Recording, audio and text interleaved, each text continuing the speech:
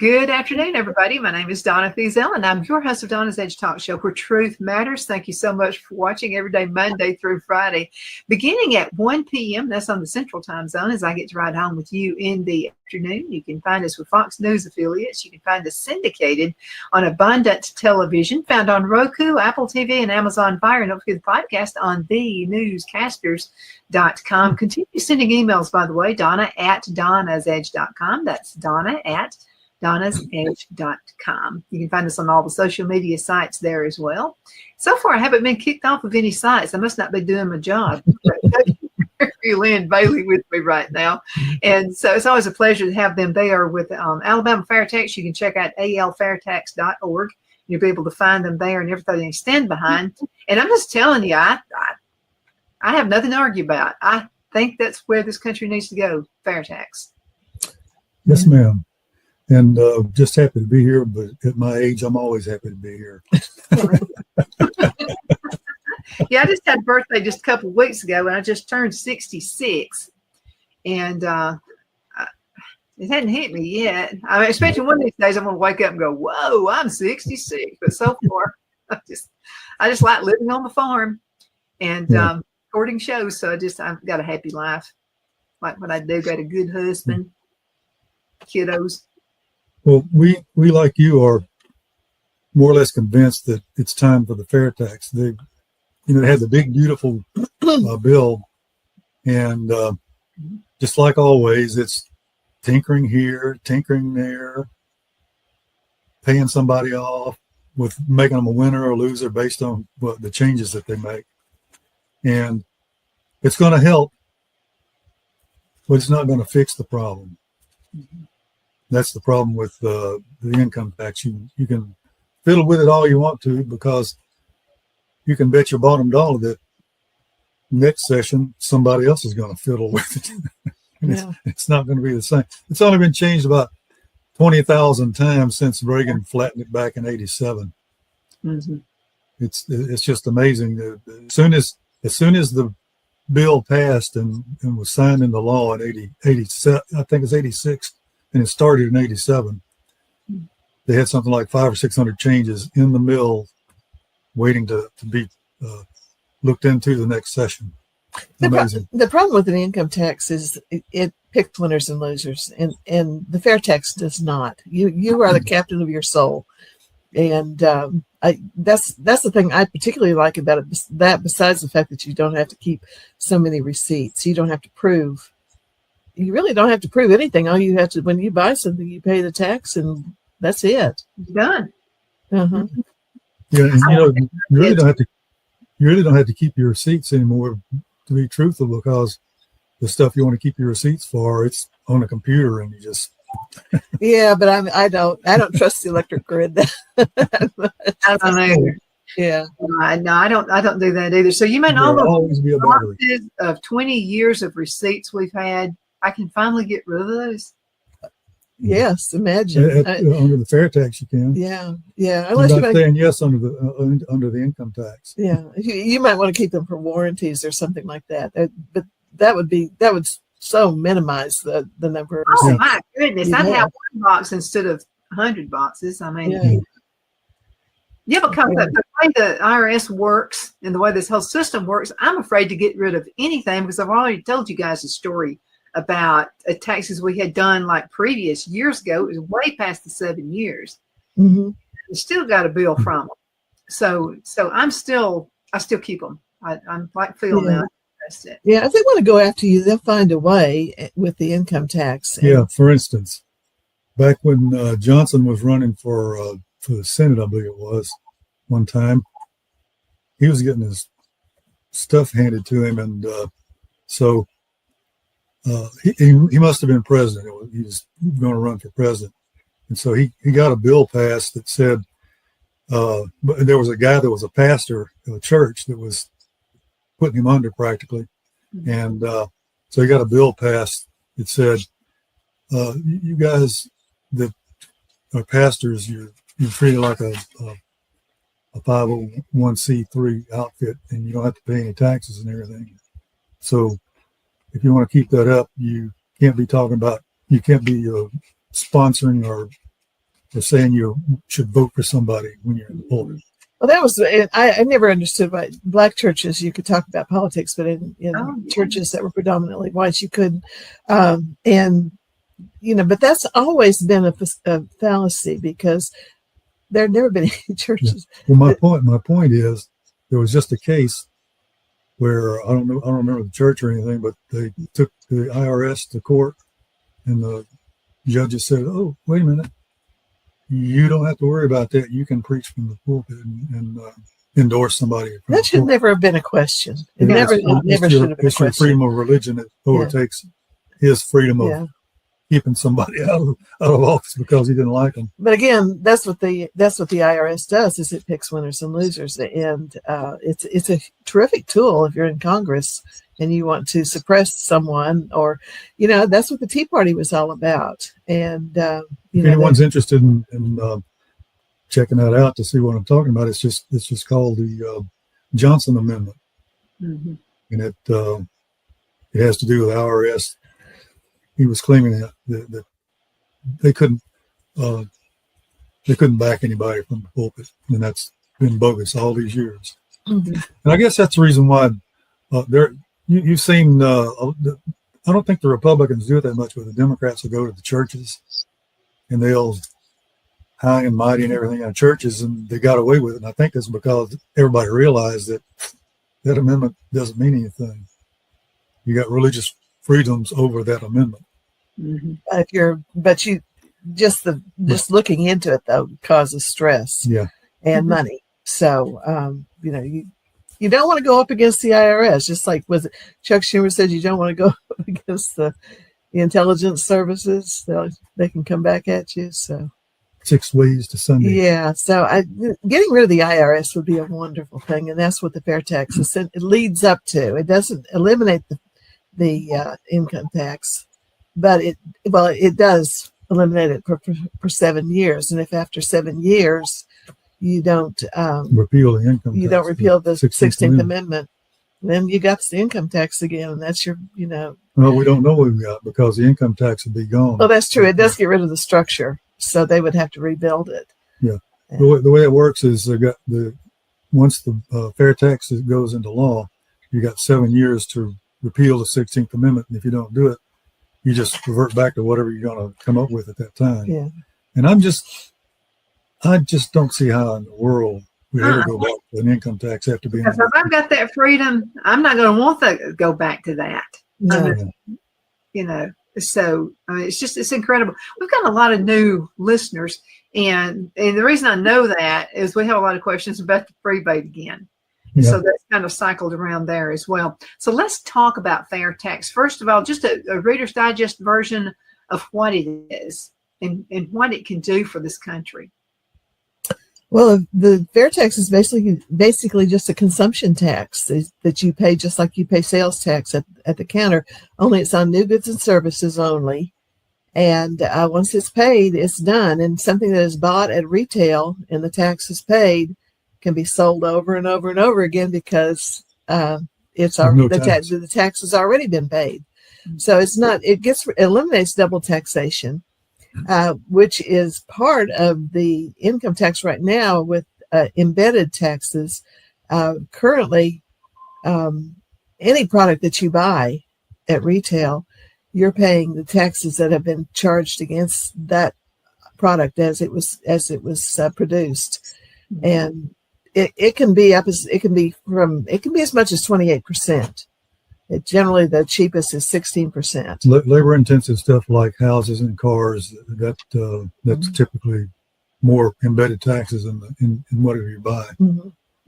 So, but that's and then to prevent people from having to spend what it does is it untaxes you up to the poverty level, which is the Health and Human Services provides a rate every year that tells you what is the lowest amount of that you can live on.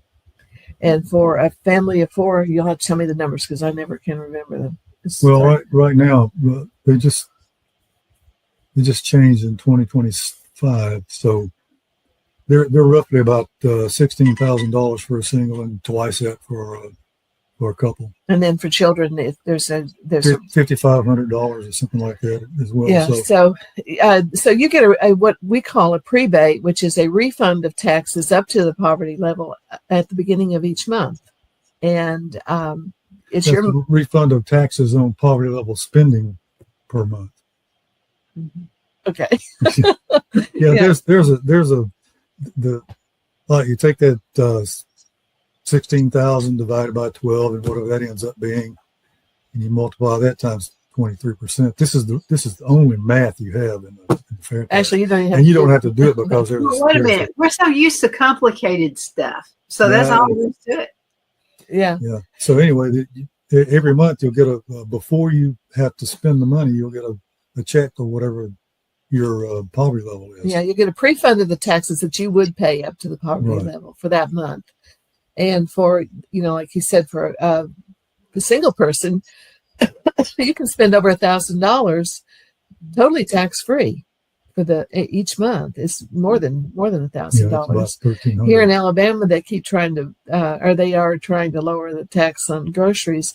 Well, with the fair tax, with the fair tax, you can eliminate the tax on groceries up to $1,000 a month for a single person, and then more than that for a family of, any whatever your family is. Well, let's put it a little differently.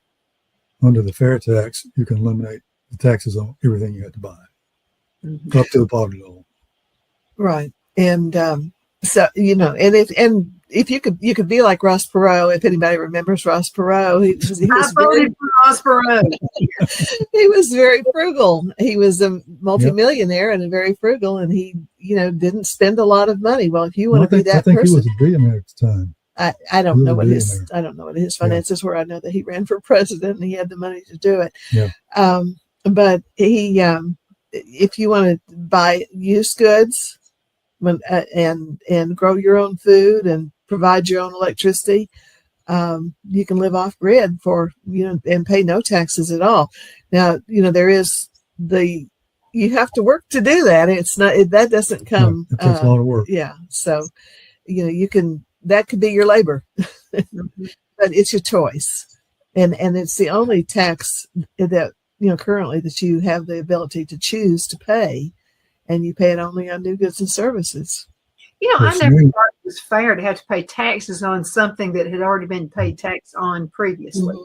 That's right. Never thought that. How did that start to begin with?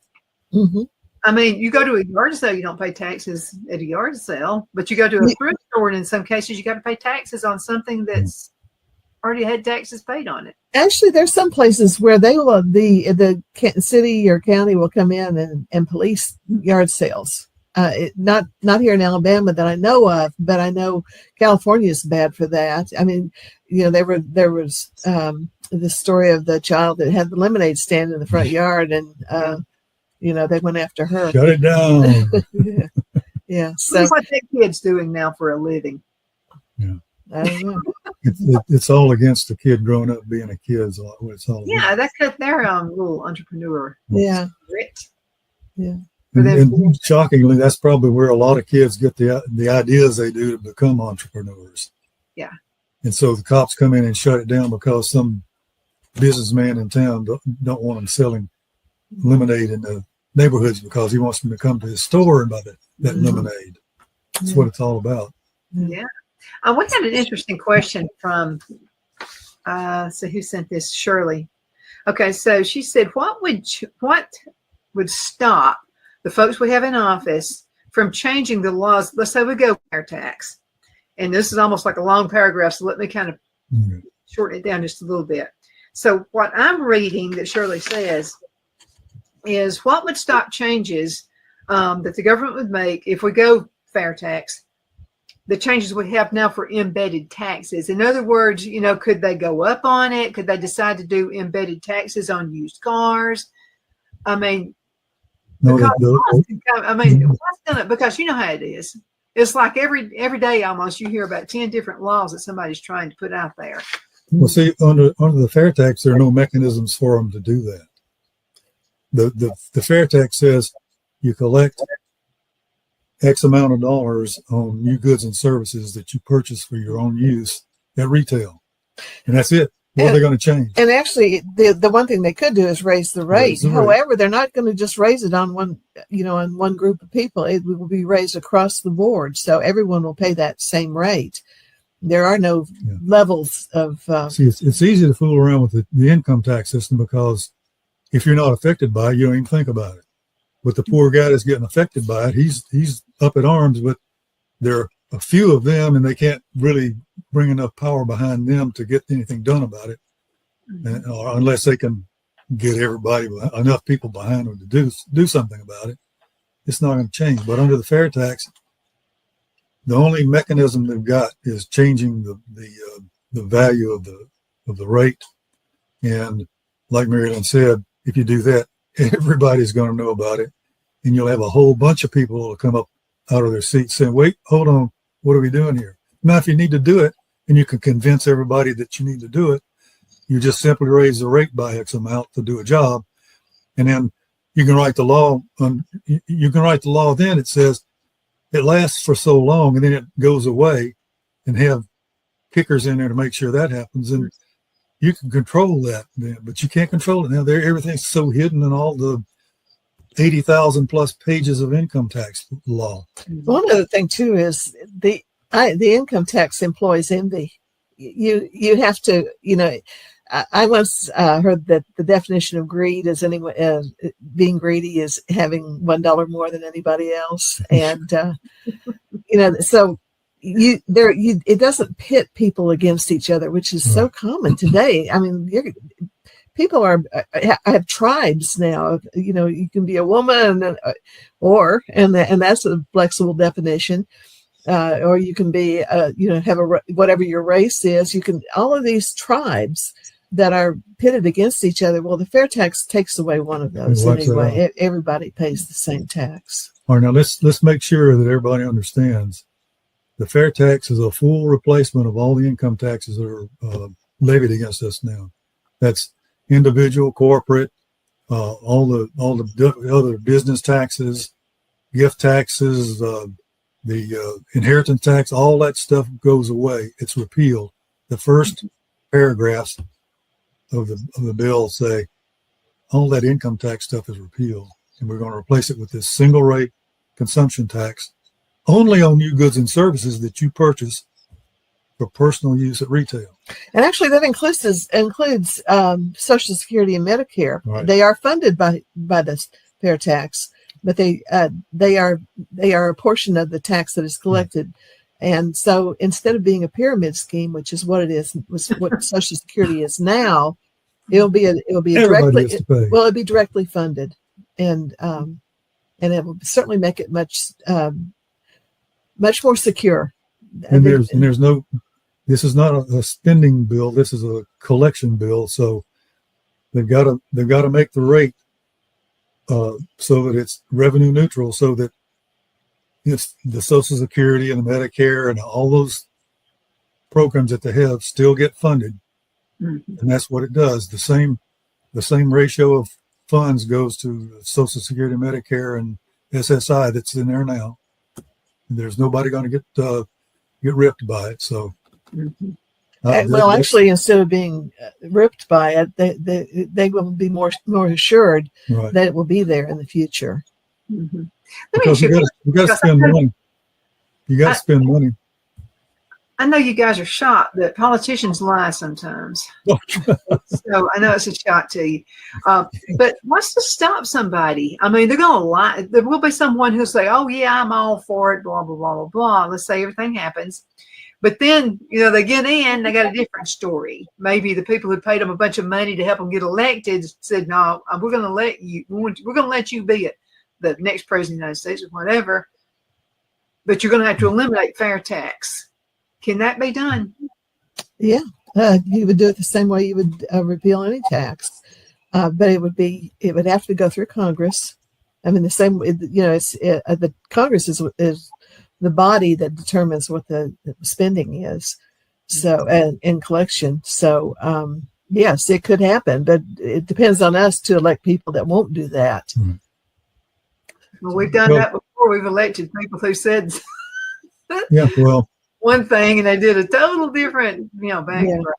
we Yeah. just do a lousy job of selecting. Well, But at any rate, you have to keep trying to select the right people, or otherwise there's no chance at all. And vote. How about this? You got to vote. Yeah. At every election, not just the general, but all elections. Special Well, what elections, happened? whatever. What happens sometimes is like, let's see, John Linder told us this. He said that in 2004, when it looked like the fair tax had a kind of a chance because the joint committee on taxation was doing a big study of flat tax versus fair tax versus other kinds of taxes, and the fair tax was looking pretty good until the committee got in there and changed. It won't work like this. You got to have more tax here, more tax, and they went and screwed the thing all up and made it look like they rewrote the bill. they essentially rewrote the bill instead Yeah. of following the bill, Uh-huh. and so it looked like that the fair tax was not going to be able to do the job that we say it's going to do. But the point I was making is that when it looked like it was going to go somewhere, Nancy Pelosi was in charge at the time, and she told her representatives that anybody that backs that bill won't have any committee chairmanships or any of that stuff. She pretty much laid down the law. And up until that point, we had Republican and Democrat co-sponsors of that bill, and then all the Democrats went away at that point. Yeah, and actually, it's a nonpartisan bill. It's nonpartisan, totally. Conservatives and liberals all pay taxes. I've got a little paper that says 10 reasons why Democrats should vote for the fair tax, and they're all good. It's stuff that they want in a tax system. Yeah. Well, I mean, if you want everybody to be the same, like Barack Obama said, I would have thought, you want an even kill for everybody. That'd be the best way to do it. Yeah. Well, that's Fair. that's not the way they think. It's like Elon Musk found out. It goes through and holy mackerel, look at where all this money is going, and you go checking all those loops, and it's look, it's going to an NGO. Look which representative or senators involved in that NGO somehow or other. That's the reason why people are so against the Doge. My personal feeling is that NGOs are just money laundering. They're money laundering systems. Systems, yeah. And actually, if you want to look at what Elon Musk did, he did all that work in Doge, and then the Congress said, no, we don't like that. So it's there's no I don't know what you have to do other than pass a term limits bill. Well, you have to have a Article 5 convention and yeah, but the problem balanced budget and term limits. The problem with term limits is you're going to have to term limit the people that the permanent government, which is the staffers and the civil servants and so on. Actually, we would be much better off if we just got rid of so many. I don't see that. We still have time, but I don't see the board of education department being defunded and defrocked. So but that needs to be done. No, there's too many spider webs in there. Yeah. Yeah. It's full of spider webs. Yeah. Uh-huh. Well, there's a chance in the path that is shown through the Doge business, and I'm thinking that we will probably see more of that in the near future because the Republicans better do something or they're going to mess up the midterms. They, a couple of weeks ago they were looking good for the midterms, but then you got Musk backbiting, and you got the people saying, "Wait a minute, what happened to all those Doge things you said you were going to get rid of?" Mm-hmm. But I think there are bills floating out now. There are 2 or 3 more bills that are coming out now that are going to have some of that stuff in there, and we'll just see in the next few weeks. They're trying to get that done before the Labor Day, I believe. I don't know. What do you think the real deal is about that little feud against Trump and Musk? I don't know. Some people say, that they hate each other now, and it's because Elon didn't get what he wanted to out of the being there of helping out, which was some help with his car business. The incentives to buy electric cars go away under the. Yeah, I don't think that's it. I really think that Elon Musk really, really wants to cut the size of government. And I don't think he understands that that government moves very slowly. And, he invested a lot of his, his wealth, not just. Plus, he was unpaid that whole time. Well, yeah, that's which is nothing. Yeah, but there was a lot for him anyway. Yeah, but there was a lot of work that went into looking at all of these agencies, and then he faced it. I think it's just. I really think they're two good men, but they have different understandings, and President Trump understands how the sausage is made, how the cheese is cut. Yeah, but Elon Musk's. But is there really a feud, or is this just one chess playing way to get that list out? I don't know, and I don't think any of us know. Chuck thinks it's 5D chess, but Mary and I were having an argument about whether that bill is going to get signed on the 4th. He said, "Oh, it ain't going to happen." I said, "You watch, that bill's going to be signed." Well, I don't think I said that. I think you did. Okay. Anyway, reality show here. Yeah. No, government doesn't work the way I want it to, and I understand you have to make compromises, but sometimes the compromises are things that you really don't want to. All of my life, I have been pro-life. And we still aren't there yet. We're getting, closer, maybe, and that's an education. That's understanding what life is, and I don't think you can legislate that. I think that's something that, but again, I think that same thing works for everything in government. You have to persuade, and I think when you try to, change things with a hammer, it just doesn't work very well. And so that's everything goes through the media. I just think everybody's decision, sitcoms. Okay. So back in the day, Brad always wanted to watch the Simpsons stupid cartoon, and I wouldn't let him watch it. And the reason I wouldn't let him watch it is the men should be the head of the house. Okay. And so the man in the stupid cartoon was stupid. I mean, he was just a total moron. A lot of the comedian shows were that way. Mary was the man was dumb. And the kids outsmarted the parents all the time. And then I said, "No, you're not watching that nonsense. It's a bunch of nonsense. That's not the way your family life is supposed to be. So you're not going to watch it and get ideas off of that." But the whole point being is people watch these shows. They watch all this nonsense. And I think if you'll notice this too, the divorce rate started going. Because I've done a study on this. Okay, soap operas. When soap operas started, that's when the divorce rate started going up. Yep. I mean, because all the women that were staying at home, not working, whatever, in the 50s, I'm just telling you, there were shows. Both my grandmothers had to watch General Hospital. Yeah. I mean, they just had to. Well, it was a bunch of nonsense. It was just like, it wasn't real. I mean, it wasn't the real thing. Well, then women started acting like that. Women started getting suspicious of their husbands. They thought if you hold a real job, you're not going to have time for all that nonsense. So, but anyway, they thought because this was on soap operas, this is how life really was. No, it's not.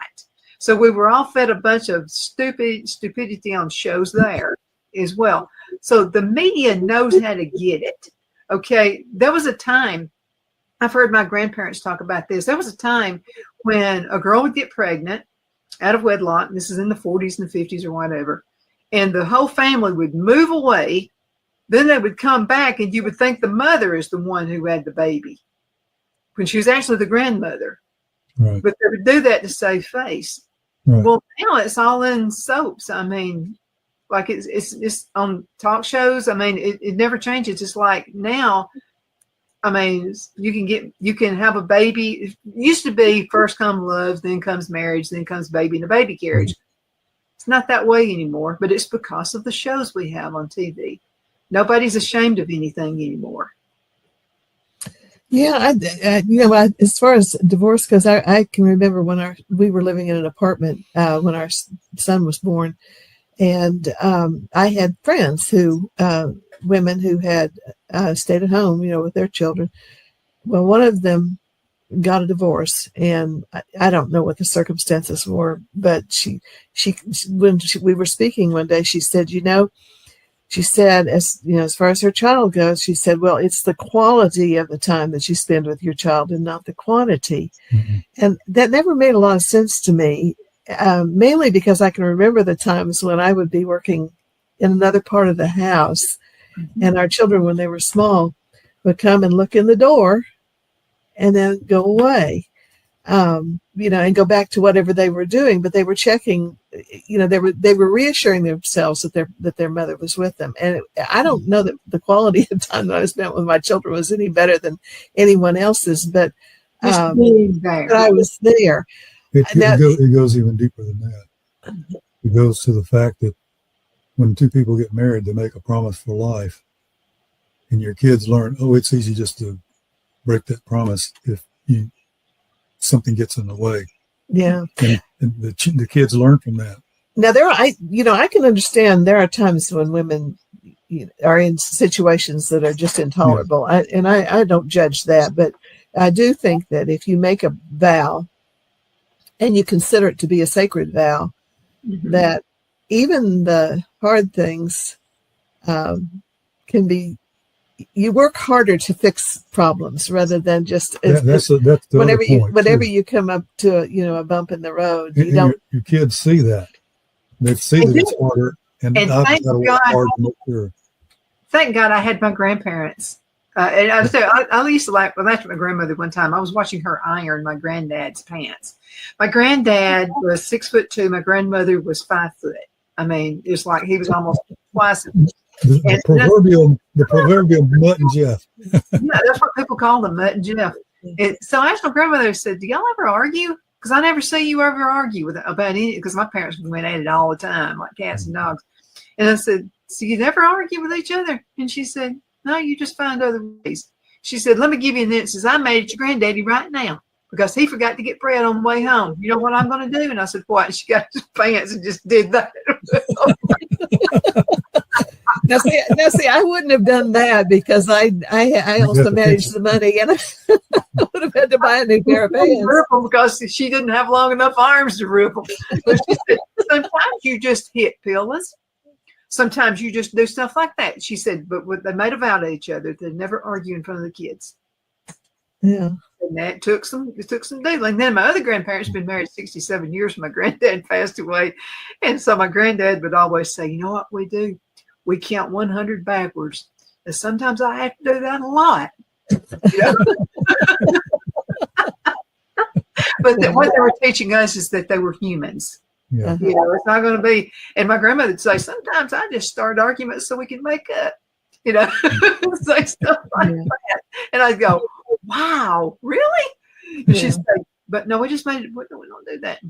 Well, I think the philosophy now is if anything gets difficult, you just walk away, or you do something else. And that's something that I think our parents and grandparents understood, was that, when things are hard, you just work harder. So. I've seen people walk away from a great job just because they got mad at the boss about something. Yeah. Well, you don't make a vow to your boss. But just because you have a difference of opinion. And one of my friends did that. She had a great job. It was a good pay. And the guy was a good guy. He just apparently had an argument with his wife that day. And so he took it out on her, and he shouldn't have done that. But she said, I'm not going to put up with that. And she just walked off the job. And I said, does he do that every day?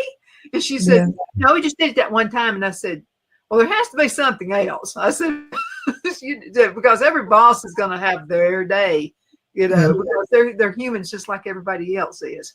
So, hey, guys, we've got to go into a commercial break. Over half the show is back.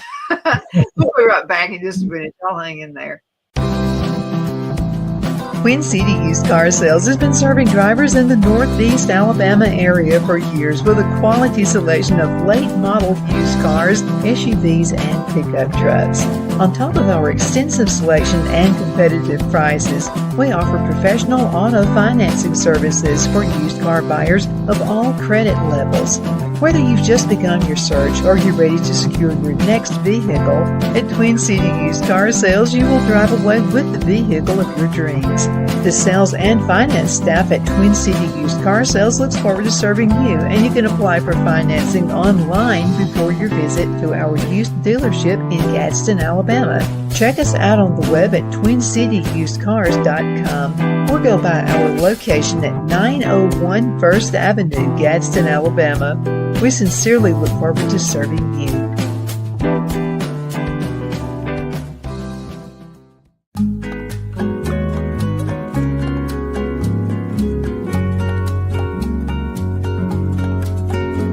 At Lamone's Mexican Restaurant, located in Henniger, Alabama, and voted Best Mexican Restaurant of DeKalb County, Alabama 2020, we're here to serve you with authentic Mexican cuisine. Order easily online by going to lamonsmex.com or call 256-657-3999 to place your order. We're open Sunday through Thursday, 11 a.m. to 9 p.m., and Friday and Saturday, 11 a.m. to 10 p.m. Whether you're celebrating a cozy date night for two or a celebration for a crowd, at Lamone's you'll love our atmosphere and friendly servers. Thank you for dining with Lamone's Mexican Restaurant.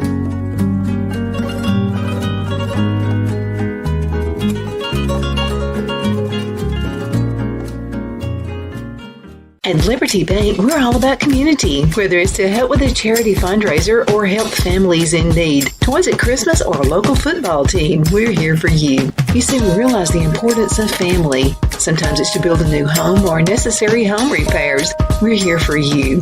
If you like the feel of a small town bank with all the conveniences of a big city bank, we're here to serve you. You will find us at any of our convenient locations in DeKalb, Marshall, Etowah, and Blount counties in North Alabama.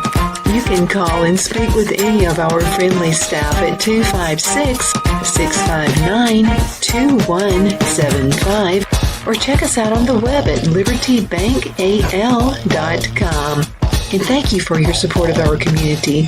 Member FDIC Equal Housing Lender.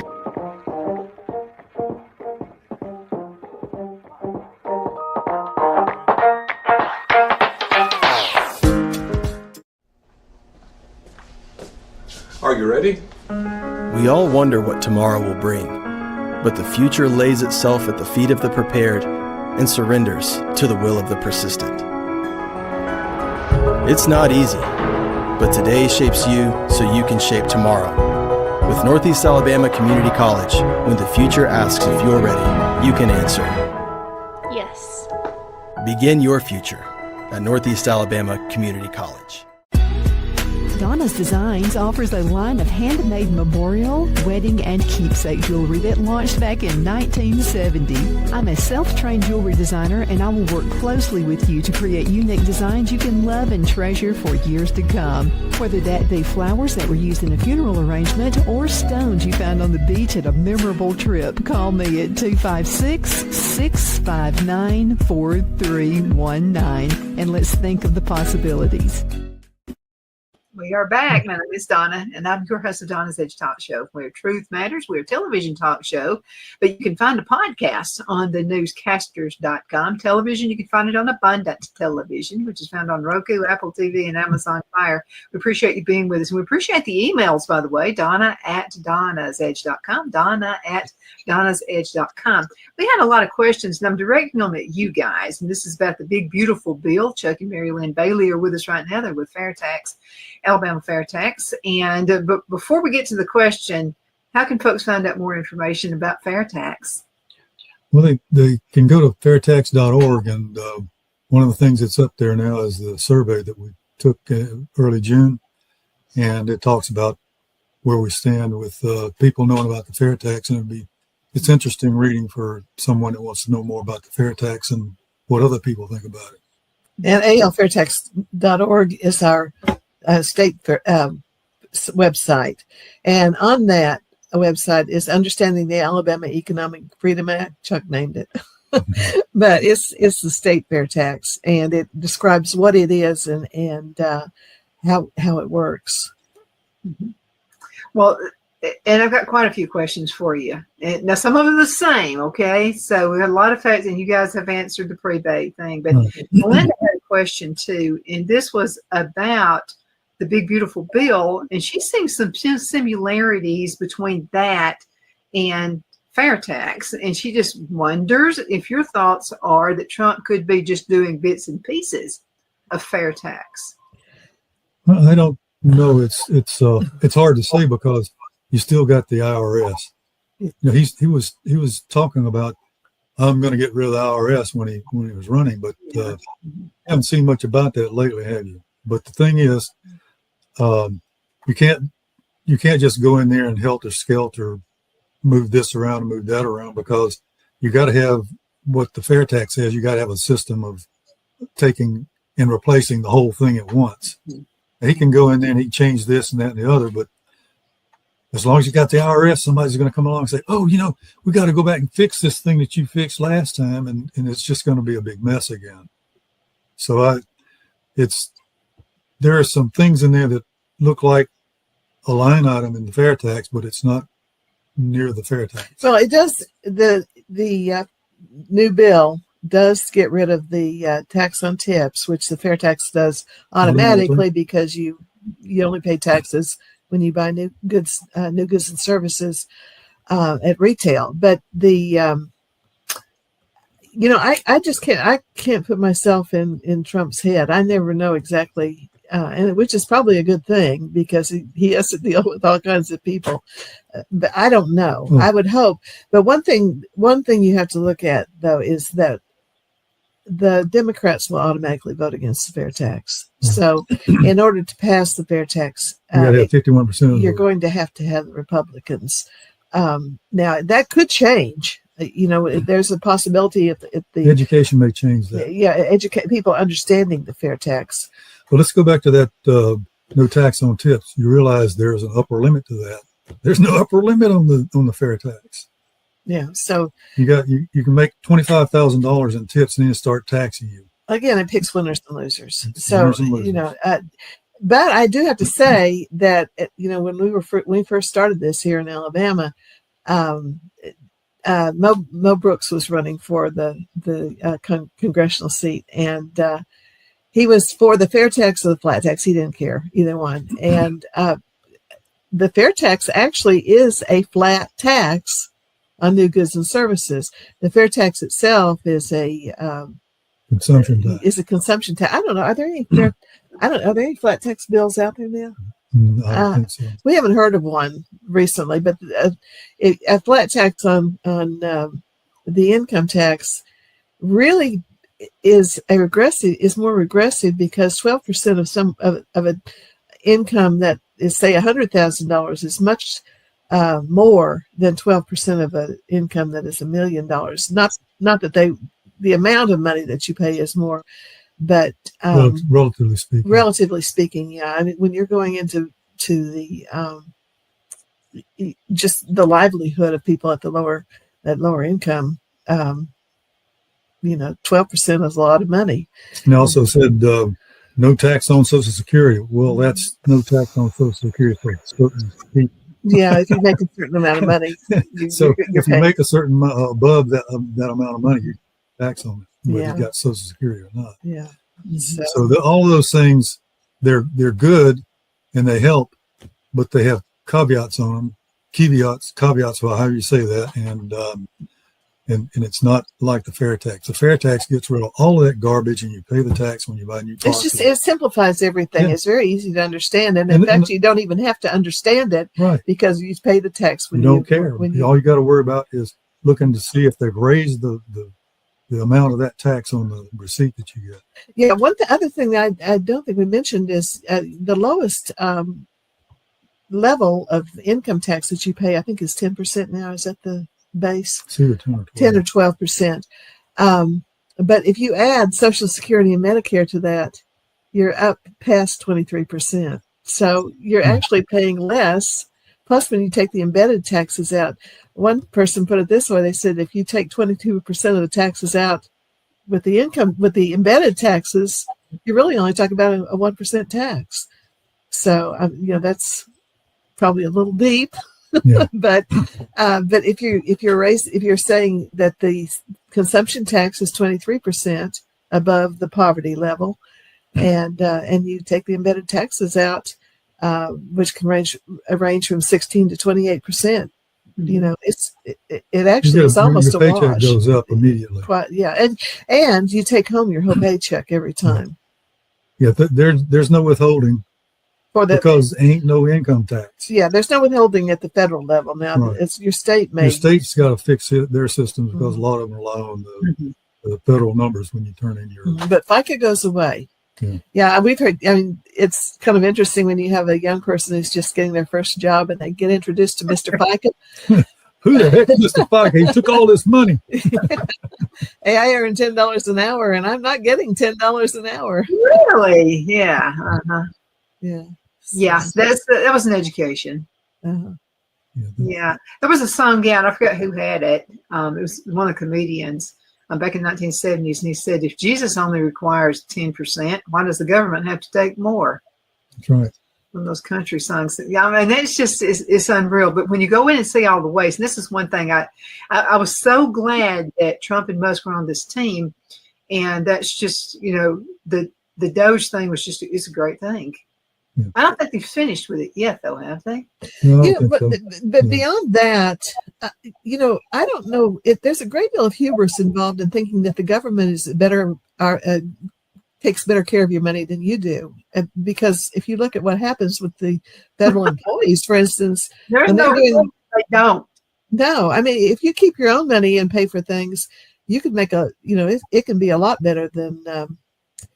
There's a local, a state representative, no longer in the legislature, but he when he was first running, he said, if you had an HSA or a health savings account, and you bought a critical care insurance, that was at one time that was the lowest. The only time you would collect from that was if you had something that was catastrophic. Mm-hmm. And you paid for your services yourself.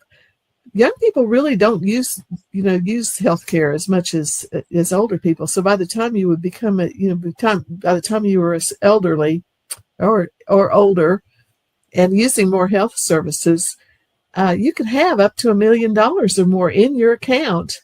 Mm-hmm. And anything catastrophic would have been paid for. Mm-hmm. So it just the government just is like a religion. They just want to be in charge. No, they want the money. The power. I don't think it's money as much as it is power. Yeah, you can spend money on stupid, frivolous stuff that the regular walking around American can't afford to do. They have parties and all this stuff all the time. Let's go to Italy, and just what's the sense in that? Okay, and then this is the one that gets me is the people who care about the environment and they get on the private jets and fly to Australia or wherever they're going. Yeah. Mm-hmm. Does anything about that make sense? Okay, no, you're the person you think the government knows everything.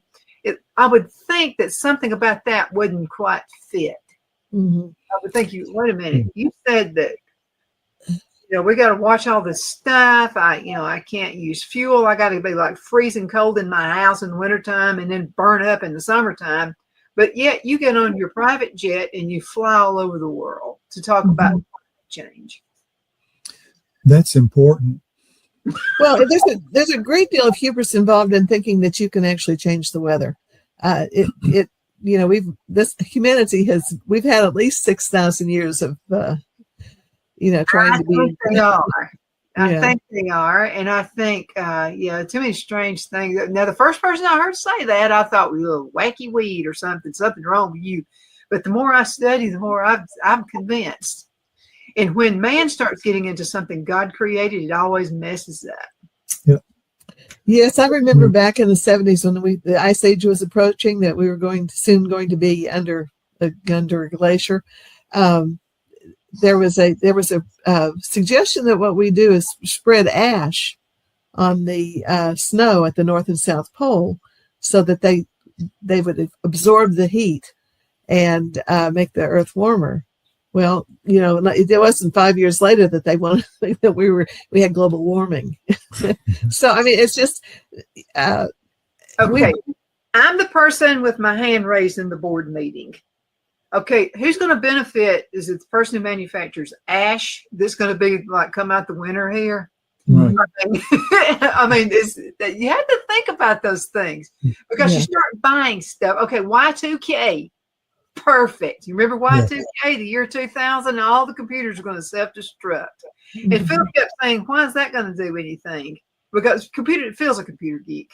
So he was talking to all of his other computer geeks about that, and they were going, "That's not going to happen. People are making money hand over fist. People were charging over $100 to go in and reset something on your computer to pretend that they were fixing this. It was nothing but a hack. Right. It was nothing but a bunch of people. Somebody in government son-in-law or whatever made a ton of money on that little deal there, the Y2K." Well, that power is very seductive, and there's always someone, and there's always someone who's going to buy it too. Who's going to sucker board every minute. There really is. Mm-hmm. So education is so important, and what we've done with education now, what they've done in America, is instead of actually teaching people the reading, writing, arithmetic, they're teaching them sex. How to have sex. I mean, it boggles my mind. I've seen some of the books that they have in the schools and in the library that teach children as young as 5 years old things that I didn't know until I was. Well, the point is they're trying. It's another thing against humanity. Don't population control, and that's one of the spokes in that wheel right there. What you just said. Yeah. And then when I'm so confused that they don't know whether they're a girl or a boy. I mean, oh my goodness. When I was such a tomboy growing up. We lived in a ranch house. It wasn't near as you could jump off the house, and I used to just wonder it didn't break my neck. But me and all the neighborhood boys would climb on top of the house and just jump off of it. That didn't mean I thought I was a boy. I mean, I just liked jumping off the house for some reason. I can't believe it didn't break my neck. I've seen the evolution of psychology, and it's really kind of scary. I know that when in the 50s and 60s, psychologists actually addressed although Masters and Johnson was a pedophile. So it's always seemed to me that psychologists were people who were looking for what is the word? Justification and reinforcement. Yeah, opportunities. Yeah, but at the time, pedophilia was considered, it was a crime, and it was a horrendous crime. But then over time, it became, it's not so bad. And then it got to the point where it's really good for the child, and I mean. I don't know how you get to that point, but we reached it at, just by lobbying the government. So, well, it's a money maker, like the war on drugs. Okay. Why did we never get that settled? Okay. You would think the war on drugs, but then think about the tobacco companies. Okay. When I first saw the commercial, the first time I ever saw this commercial, like, this cigarette can cause cancer to you. Well, when I first heard it, I thought, man, that's real. People are going to stop smoking cigarettes now because they're putting that on all the, all the commercials and everything else. That just gave them more advertisement. I mean, that's all that did. They used the psychology of that. And they did take the advertisements off the air. You won't see a cigarette commercial. Actually, Chuck and I have been streaming old movies and things like that, and I have to say it's disturbing to see. Some of those the smoke. Everybody in the 40s and the 60s smoked. I mean, it's like a big cloud of smoke. Well, and they always smoke. Andy Griffith show. There is just constantly smoking cigarettes. Exactly. And I never smoked, and the reason was that my mother played bridge, and she would have bridge parties, and everybody smoked at these bridge. Now my parents didn't smoke; her friends did, and when they left that night, I had a horrible headache. And the next day I really it was like a hangover. So I was not predisposed to smoke, but, you know, and it's a terrible, you know, I know that once you start, it's very difficult to stop, but, Phil's dad did. Phil's dad was in World War II, and if anybody deserved to smoke, it was him, because he went through a lot of stuff he never told anybody about. But anyway, he was a minister, and so one of the people in his congregation said, "You claim to be a preacher and you smoke." And he was kind of like, "So?" And then he says, "But it causes cancer. And then, you know, your family can get secondhand smokes." When that first started talking about secondhand smoke, Right. he said, "You know, you're right." And so he got his cigarettes and put them up on the dresser to remind him. He didn't hide them. He put them up there and never smoked another cigarette ever again. yeah. But I asked him, was he hard to live with, though? Because, I mean, when you quit like that, Yeah. you know, people, they get moody, you know. So I've been around people who tried to stop smoking, and they'd be like, "Ooh, let me give you a pat here." Yeah. Well, yeah, and you think about it too. The cost of smoking is, see, you know, we didn't have a lot of money when we first got married. And smoke. My friends smoked, and I was like, "You pay that much?" And this was back in the 70s. I know, I couldn't understand. I mean, we were hand to mouth at the time, and we were in college, and we had a son, and you know, and we were living, and we were supporting ourselves, and you know, there were, yeah, but to add the cost of cigarettes into that would not have worked. No way. Yeah. But the problem is there it went, generations of it looking cool to smoke, see? Yeah. And that's where it led us. But, okay, we have about 2 minutes left in this segment. What do you guys want to say before we go? Oh, what I'd like to do is get everybody to go to fairtax.org, like I mentioned earlier, and look at that survey. It's kind of interesting. It has the good, the bad, and the ugly in there, just like the Tax Foundation said about the big, beautiful bill. They said it's good, bad, and ugly. So this has good, bad, and ugly, but it's just based on the fact that not enough people know about the fair tax. Now, the ugly part will go away once we start getting more people educated on what the fair tax is. And if you live in Alabama, go to our website, alfairtax.org, and read Understanding the Alabama Economic Freedom Act. And then if you think it's a great thing, which I can't imagine that you wouldn't, contact your legislatures. Contact your dog catcher. Anybody, because the more people who know about it and understand it, the sooner we will actually have the bill passed. And we want to add the property tax to that, so you have only one way to pay your taxes. And you actually own your place. You can own your home. You don't have to rent from the government anymore. You don't have to rent from the state. For that, Florida's working on that. Yeah. Absolutely. And think about heredity taxes as well. Right. You know, a lot of family farms are lost because, you know, somebody doesn't want all the expense of buying everybody else out. Mm-hmm. Yeah. And to understand our book, the red book, Fair Tax, The Truth, explains the fair tax and addresses the negative, the things that people object to, and tell you the truth about them. And it's a fun read, and it's even on Audible, so you can listen to it in your car. There's also a section in there where it says, okay, you've been living under the fair tax for all your life, and now some guys come in and say, hey, I got this great idea. We're going to do an income tax. And he goes through all of it. He goes through what your mind would go through with that guy trying to convince you to go to the income tax. Knock him out on the next ship. Okay, guys, we're going to have to go. Thank you so much for being with us. Hang around so we can get you set up for next month. And thank you guys so much for watching. Continue sending emails. I adore them. Donna@donnasedge.com. Donna@donnasedge.com. See you next time.